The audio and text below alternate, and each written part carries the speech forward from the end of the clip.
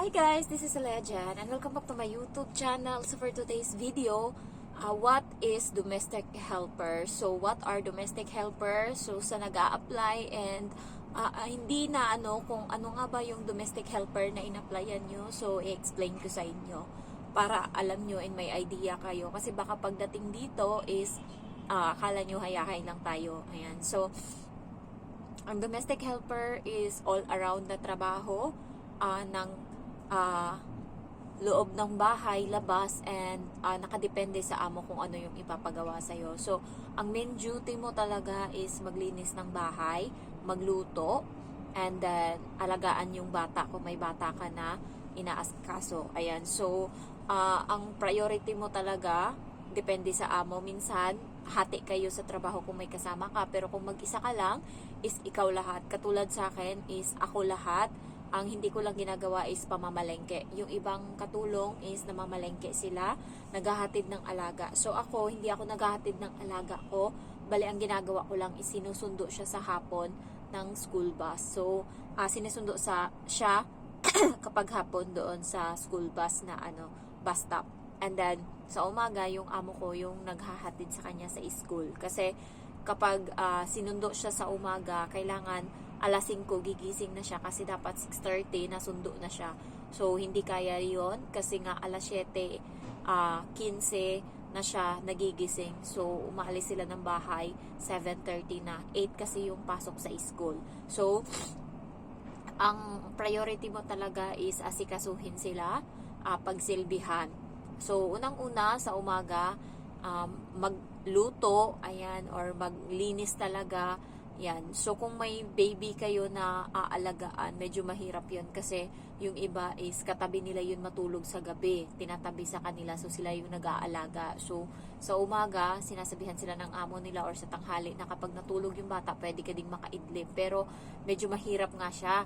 Ayan. So, ang katulong dito sa Hong Kong is hindi madaling trabaho, lalo kung baguhan ka pa lang and hindi ka pa sanay. Mas maganda magtrabaho dito yung mga ex-abroad katulad ng sa Middle East kasi medyo para sa kanila sisiw na yung trabaho dito sa Hong Kong kasi hindi mabigat and hindi medyo masyadong mahirap. Sa kanila kasi doon nagbubuhat sila, ayan, mga karton-karton na patatas and then tawag nito gasol, pero dito walang ganon kasi pinakamabigat ko na nabuhat is 5 kilo.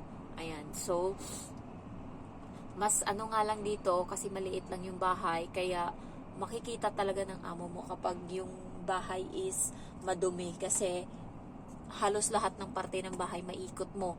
Ayan, makikita mo unlike sa Middle East na malapad, so minsan hindi nila napupuntahan yung ibang parte ng bahay.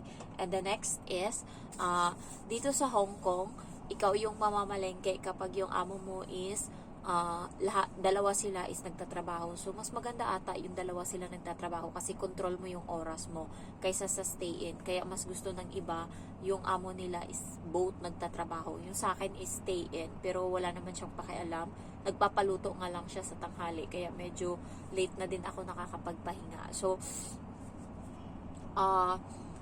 kung yung amo mong pareho is nagtatrabaho, mas okay siya, tapos yung bata is nag-aaral kasi whole day din yung pasok ng bata. Pero pag may alaga kang bata sa araw na maliit, medyo mahirap ngayon.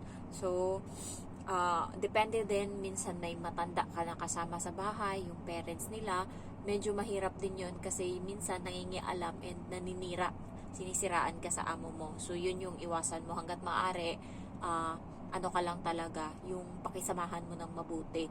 And the next is, ang domestic helper dito sa Hong Kong, sa pagkain, medyo kasi yung almusal dito is tinapay lang. Yung iba is hindi nga binibigyan ng amo ng tinapay. Swerte mo lang kapag napunta ka sa amo na medyo galante or, ayan, may pagkain ka sa umaga. Sa tanghali, more on noodles sila dito. And swerte mo na pag nakakanin ka. Ayan. And sa gabi, yun na talaga, may pagkain sila na kanin. Kasi yun yung time na marami sila kung kumain. Ayan. So, parang yun yung pinaka-heavy meal talaga nila yung gabi. So, ang priority mo lang naman dito is yung higaan nila. Kailangan ma-secure mo or malinis mo kasi hindi masyado or hindi nag-shave sila dito. So, may mga buhok-buhok talaga na maiiwan.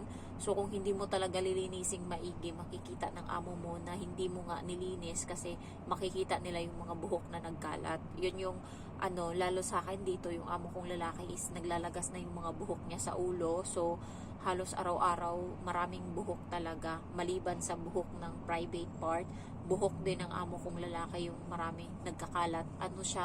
May sakit siya na naglalagas yung buhok. Ayan. So, yun yung talaga na linisin mong maigi and priority mong linisin yung toilet kasi halos doon sila tumatambay. Yung nakaupo doon yung amo ko ng 1 oras. Ayan. Ganyan sila kung tumambay sa toilet. Kaya kailangan malinis siya and secure nyo. Meron siyang parang maliit na butas doon na pasukan ng tubig. Minsan kapag hindi mo yun nabuhusan ng tubig is bumabaho siya. So, nagiging iba yung amoy. Kaya anuhin nyo din yun, buhusan nyo din ng tubig. Ayan, yung parang ba tawag nun? Hindi ko na maano kung ano yung tawag, basta anuhan siya ng tubig doon sa toilet. Next is, sa pagluluto naman, mabilis lang yung luto dito kasi ang gulay, 3 minutes lang yan. Igigisa mo lang yan, tapos 3 minutes, tapos na. Tapos yung soup nila, i-shoot mo lang lahat ng kung ano-ano dyan, tapos pakuluan mo ng, yung iba is 2 oras. Yung amin kasi pressure cooker yung gamit namin, 25 minutes lang siya pakuluan. And the next is, sa luto naman, marami silang arte-arte sa luto. Pero pag gamay mo na, mabilis na lang artehan. Mas mahirap pa yung luto ng Arabic kasi maraming proseso. Yung kanila dito is madali lang. And also, sa pag-take care ng bata na newborn, doon ka mahihirapan kasi maarte yung mga amo dito kung may newborn ka. Masyado silang talaga sa pag-aalaga ng bata. And especially alamin mo yung mga allergy ng bata kasi baka mamaya mapakain mo yan ng kung ano-ano and hirap yan huminga. Katulad ng alaga ko, pinakain ko 1 beses ng mani kasi may biscuit ako. Akala ko arte-arte lang ng amo ko yung allergy niya sa mani. So pinatry ko siya. Biglang nangati yung dila niya, yung bibig niya. Alam mo niyo yun? Parang sobrang kati talaga na umabot sa time na ginaganon niya na yung dila niya ng kamay niya. So, simula nun, hindi ko na siya pinakain. And naniniwala na talaga ako na kapag sinabi ng allergy talaga. Akala ko nung una is hindi talaga, parang arte lang ng amo ko. Buti na lang, pinatikim ko lang sa kanya sobrang konti. Tikman mo nga kung talagang allergy ka dito. Tapos biglang, Jen, ang kati ng dila ko. So sabi niya ganun, pinainom ko ng madaming tubig. So, na okay siya. Simula nun, hindi ko na anuhan. Kaya alamin nyo yung mga allergy ng alaga nyo kasi mahirap na, baka mapahamak kayo. Ayan. Next is, sa paghanda naman ng pagkain ng alaga ko is, talagang bawal asin para sa bata. Ayan yung ng amo ko, hindi niya nilalagyan ng asin.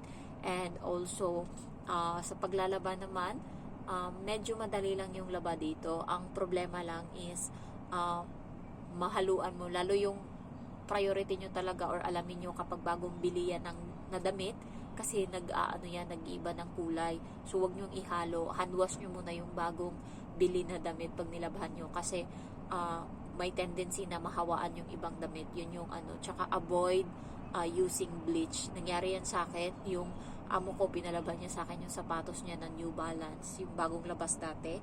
So, ang pangit kasi ng kulay. Ang ginawa ko, binuhusan ko ng bleach. Ngayon yung kulay niya na gray, nagiging green na siya. So, hindi ko na alam kung ano nangyari. Tinanong ako ng amo ko kung pwede pa ba mabalik sa dating kulay yung sapatos niya. Sabi ko, sorry sir, hindi na talaga, ganyan na yung kulay. Tapos, ang nangyari is, bumili na lang siya ng bago. Kaya, lesson learned, huwag kayong gumamit-gamit ng bleach kasi nga, delikado siya. Ayan, so, kasi may puti yun yung sapatos na yun may puti. Kaso, may gray din na kasama, nahaluan pati yung gray. Kala ko, magiging tino yung kulay niya. Yun pala, nagiging mas malala. Kaya, ingatan nyo yung mga ganyan-ganyan. Huwag kayong and also, alamin nyo yung mga gamit sa toilet na panlinis, ganyan. Kasi may iba-iba yan. Maguguluhan ka lalo nung bago ako. Iba yung ginamit ko na panlinis ng toilet. Para pala yun sa floor, hindi pala para sa toilet. Kaya, magpaturo muna kayo sa amo nyo kapag bago kayong dating kung ano yung mga gamit na kakailanganin, ayan, sa paglilinis ng salamin, ng sahig, ganyan. So far yung trabaho dito sa Hong Kong as domestic helper is sa iba is mahirap, sa iba is madali. Nakadepende talaga sa swerte mo dito. Yung sa akin is medyo mahirap. Ang gising ko is 5:45, tapos tulog ko kagabi alas 12 kasi pinalaro pa sa akin yung bata. Yun kasi sa akin medyo dalahirap na din yun kasi nga aalis na ako dito, so parang sinusulit na nila yung panahon na nandito ako. Ayan, so pinalaro sa akin ng pinalaro hanggang alas 12. Swerte na lang pala talaga kapag may pasok yung bata kasi maaga pinapatulog alas 10, pero pag walang pasok alas 12 na, pinapabayaan pa na nakikipaglaro sa akin. So ayun lang guys, nakadepende talaga sa amo kung ano yung magiging buhay mo dito kapag domestic helper ka. So pag nag-apply ka naman, pray ka lang na may sarili kang kwarto kahit maliit para may privacy ka.